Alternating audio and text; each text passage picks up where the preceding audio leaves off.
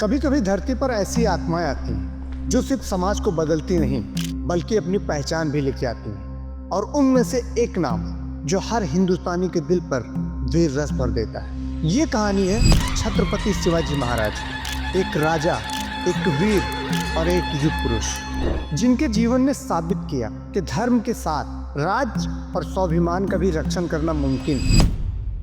जब चुनौती आती है तो शिवाजी महाराज की याद भी आती है। बिल्कुल, छत्रपति शिवाजी महाराज हमारी प्रेरणा है। आज उन्होंने क्या इतिहास रचा है उनका, कितने किले बनाए।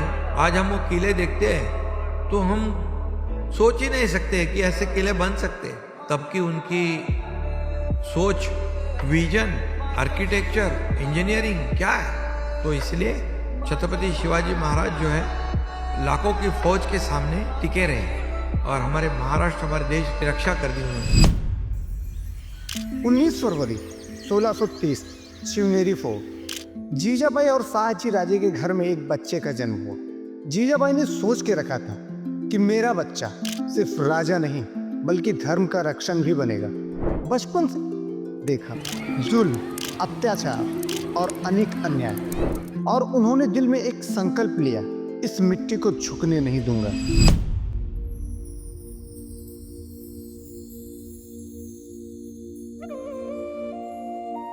शिवाजी महाराज की सबसे बड़ी गुरु माता जीजाबाई। उन्होंने शिवाजी महाराज को सिखाया धर्म, राजनीति, महाभारत, रामायण और नीति, सब कुछ सिखाया। फोर्ट के आंगन में वो शिवाजी महाराज को माता भवानी की कहानियां सुनाती और कहती थी कि शिवबा, जुल्म सहना पाप है, और यही वचन शिवाजी महाराज ने अपने जीवन का आधार बना लिया।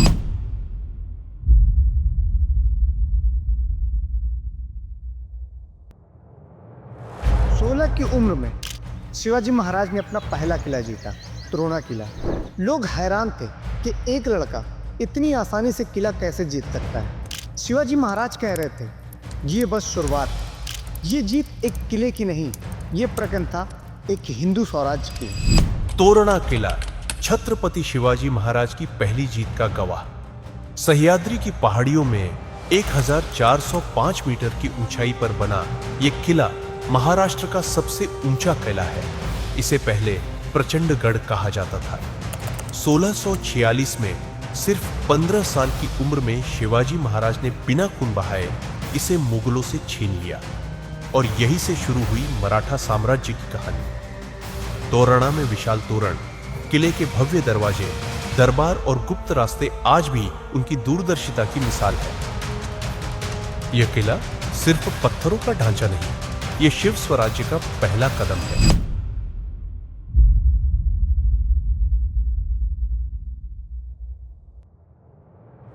शिवाजी महाराज किसी साधारण राजा जैसे नहीं थे।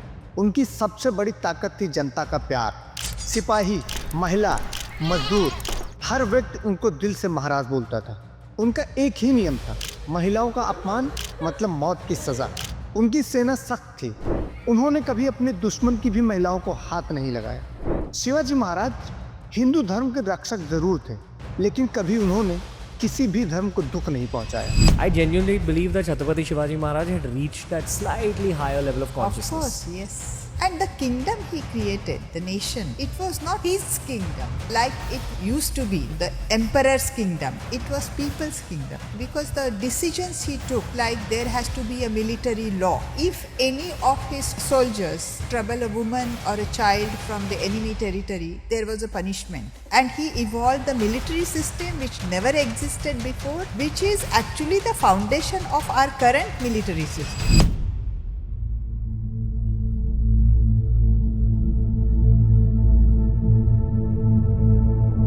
शिवाजी महाराज ने दुनिया को गनीमी कावा सिखाया, एक ऐसी रणनीति जो पहाड़ों और वनों में दुश्मन का भरम तोड़ दे। तेज हमला, अचानक घुसपैठ, रात की युद्ध कला और छोटी और शक्तिशाली दल।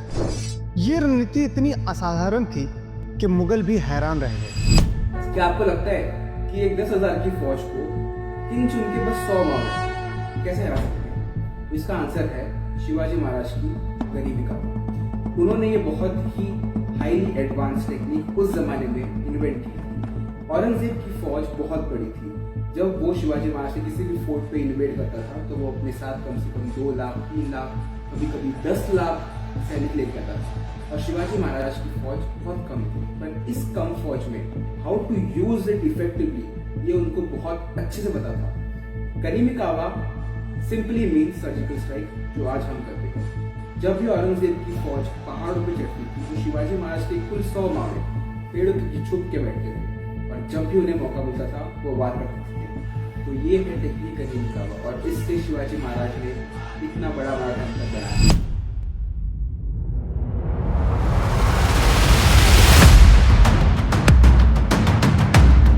अफजल खान बीजापुर का सबसे खतरनाक सरदार जो महाराज को धोखे से मारने आया था, और महाराज ने अपने वाघनख और कतार से उसके पाप का अंत कर दिया। ये वो दिन था जब महाराष्ट्र ने महसूस किया कि हमारा सूबा एक शेर है। कई लेफ्टिस्ट राइटर लिखते हैं कि अरे बूढ़े अफजल खान को मार दिया, बूढ़े अफजल खान को मार दिया। अरे वो बूढ़ा हुआ उसकी गलती है, 10 साल पहले भी मिला रहता तो ठोका ही रहता उसको। वो वहाँ पे कोई कंचा खेलने नहीं आया था भाई, सीधी बात है। वो मरने आया था, मारने आया था। लेकिन जो वाघनख वाला जो इंस्टेंस है, कितना पावर था उनके बॉडी में कि वो इतना सिनक्कों से हमला कर सकते हैं। तो वाघनख एक्चुअली फाड़ने या मारने के लिए इस्तेमाल नहीं होता, वो पकड़ ढीली करने के लिए इस्तेमाल होता है। शिवाजी महाराज को जिस समय पे आलिंगन दिया जा रहा है तो शिवाजी महाराज भी अपने हाथ ऐसे करेंगे, तो आपके हाथ दिख सकते हैं ना। और वाघनख क्या होता है, सामने से अंगूठी होती है, पीछे से वो ये होता है। तो कई जगह पे है कि वो यूज़ किया था। अब ये ज़रूरी नहीं है कि वाघनख यूज़ हुआ था या नहीं हुआ था, ज़रूरी है कि वो मारा, उसको मारना जरूरी था। तो जब हम मिले, हो सकता है कि जाते बराबर सबसे पहला वार शिवाजी महाराज ने खट्ट से मार दिया। शामियाना के अंदर क्या हुआ, वहाँ पे कोई राइटर बैठा नहीं था लिखने के लिए। क्या हो रहा है हमें नहीं पता। इंपॉर्टेंट ये है कि मेरे राजा ने उसको उड़ाया, और वो मरने ही आया था। He deserve to be die, he deserve to die ना। वो मरने आया था, उसको मारना जरूरी था। शिवाजी महाराज ने उसको मारा।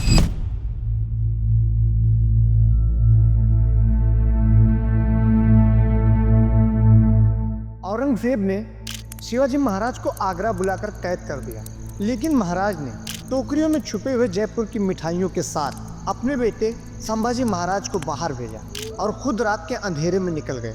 दुनिया के इतिहास में ऐसा साहस कम ही देखने को मिला। वो फंसते कैसे औरंगजेब के जेल में? उनको 23 फोर्ट सरेंडर करने के लिए बोल देते हैं, क्योंकि उनको बहुत प्रेशर आ जाता है मुगलों से। शिवाजी महाराज की इच्छा नहीं है वहां पे जाने की, उनको पता है ह्यूमिलिएशन होने वाला है, लेकिन फिर भी वो जाते हैं। देयर इज ट्रेमेंडस प्रेशर, और औरंगजेब उनको डेलिबरेटली ह्यूमिलिएट करता है। वो जब उनके सामने जाते हैं तो ही डज नॉट एक्नॉलेज, वो कुछ बात नहीं करता है। मतलब उन्हें ऐसा फील करवाया जा रहा है कि आप कुछ नहीं हो। तो इस प्रकार से जानबूझकर उनसे बुरी तरह से बर्ताव किया जाता है, और वो प्रोटेस्ट करते हैं। वो शांत रहने वाले नहीं है, क्योंकि आत्मसम्मान को चोट लगती है। उन्हें गुस्सा आ जाता है, वो गुस्सा बोल के दिखाते हैं औरंगजेब के सरदारों के सामने कि your emperor knows what kind of a person I am and still he is treating me like that. Aurangzeb के दरबार में इस तरह की आवाज उठाने की किसी को आदत नहीं थी। लोग 3 बार ऐसे झुककर नमस्ते करते थे उनको, और उनके चरणों की धूल अपने सर पे ले लेते थे। और शिवाजी महाराज ने ये सब करने से इनकार किया तो औरंगजेब अपसेट हो जाता है कि ये दरबार में आके मुझसे ऐसे बात करने वाला कौन आदमी आया। कोई भी आवाज नहीं उठाता, तो उन्हें वो कैद कर लेते हैं। और शिवाजी महाराज 3 महीनों से ज्यादा आगरा में कैद हो जाते हैं। औरंगजेब प्लान बनाता है उनको मारने का। अब यहाँ से निकले कैसे? 3 महीने से ज्यादा वो कैद में है। एक दिन वो फ्रूट बास्केट्स मंगाना शुरू कर देते हैं, और वो ऐसे बोलते हैं कि मुझे ये फल की टोकरी लोगों को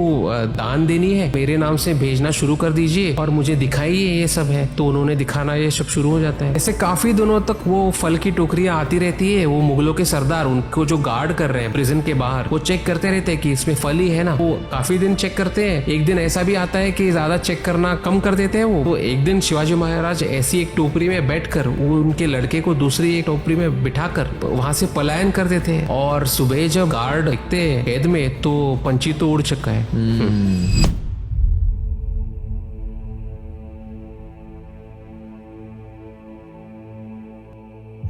रायगढ़ किला शिवाजी महाराज को छत्रपति का पद मिला। भारत का पहला हिंदू साम्राज्य जो अपने प्रयासों से बना, न वंश से न कर्म से। इस राज्याभिषेक ने भारत को एक नया अध्याय दिया, हिंदू स्वराज। शिवाजी ने छत्रपति शिवाजी महाराज। मराठा एम्पायर अपने पीक पर इतना बड़ा हो चुका था, लेकिन हमेशा उनके एनिमीज ने उन्हें एक छोटी रीजनल मूवमेंट की तरह देखा। स्वराज्य मूवमेंट को छोटी इनसिग्निफिकेंट दिखाने के लिए उनके लीडर को शिवा, बच्चा, माउंटेन रैट तक कहा गया। लेकिन इस मिट्टी का शेर भी राजा बन सकता है, ये प्रूव करने के लिए उन्होंने राज्याभिषेक करवाया, जहां उन्हें दूसरे लीडर्स की भी मान्यता मिली। इस हिस्टोरिक इवेंट के रिस्पेक्ट में हम उन्हें छत्रपति शिवाजी महाराज कहते हैं, क्योंकि वो सिर्फ एक लोकल हीरो नहीं, नेशनल हीरो थे। उन्हें फादर ऑफ इंडियन नेवी कहा जाता। उनकी सेना नंबर्स में छोटी थी, लेकिन इसी वीकनेस को उन्होंने स्ट्रेंथ बनाया। गुरिल्ला वॉरफेयर यानी अपनी इन्वायरमेंट का फायदा लेकर अपने एनिमी को हराया। सबसे इंपॉर्टेंटली उन्होंने हम सबको यही सिखाया कि गुलामी एक माइंडसेट, और ये माइंडसेट तभी बदलेगा जब हम बदलेंगे। आज हमें छत्रपति शिवाजी महाराज को याद रखने की जरूरत है, क्योंकि आज हर कोई भाषणबाजी में शिवाजी बनता है, लेकिन बर्ताव में औरंगजेब होता है। तो चलिए छत्रपति की कुछ क्वालिटीज हम में लाते हैं, अपने किस्मत के राजा खुद बनो।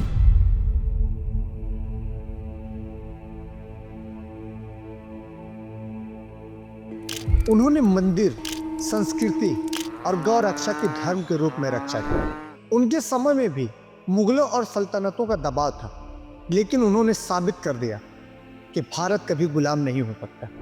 आज भी उनका नियम महिलाओं की सुरक्षा का गोल्डन रूल माना जाता है। भारत की पहली नवल आर्मी शिवाजी महाराज ने बनाई।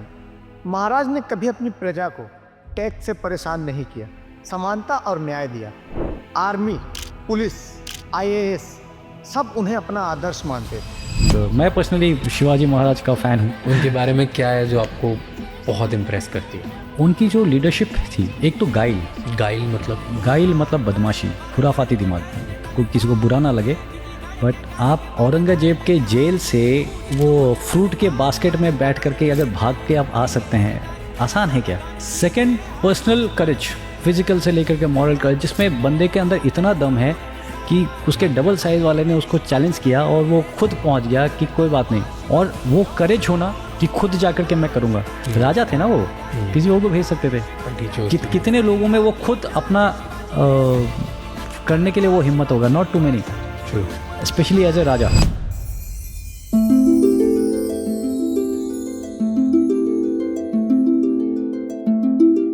शिवाजी महाराज का शरीर 1680 में अंतर्ध्यान हुआ, पर उनका स्वराज्य, उनका स्वाभिमान और उनकी शौर्य गाथा आज भी हर दिल में जिंदा है।